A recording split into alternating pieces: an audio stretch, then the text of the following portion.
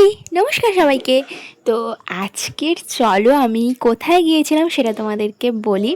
আজকে চলে গিয়েছিলাম জয়নগরের ধন্বন্তরী মার কাছে। তো এখানে মাকে দেখতেই পেলে তোমরা। আর কিভাবে গিয়েছিলাম সেটা ভিডিও করতেই ভুলে গেছিলাম। তো যাই হোক, বাট আমি বলে দিচ্ছি, জয়নগর স্টেশনে এসে ওখান থেকে সোজা চলে যেতে হবে, মানে যেদিকে টিকিট কাউন্টার ওখান থেকে সোজা হেঁটে যেতে হবে। গেলেই কাউকে জিজ্ঞাসা করে দিলেই তোমাদেরকে বলে দেবে। ওই 9, 10, 12 মিনিটের হাঁটা। তো যাই হোক, এখানে আমরা পুজো দিয়ে দিয়েছি এবং আমরা বাইরে চলে এসেছি। আমরা লক্ষ্মীকান্তপুর যাব। আমরা টেস্ট অ্যান্ড বাইটে গিয়ে বার্গার আর পিৎজা খেয়ে নিয়েছিলাম। আর আমি বাড়ির জন্য একটা চিকেন বার্গার নিয়ে এসেছিলাম, দেন এটা বোনের জন্য। তো ওকে একটু খাইয়ে দিলাম।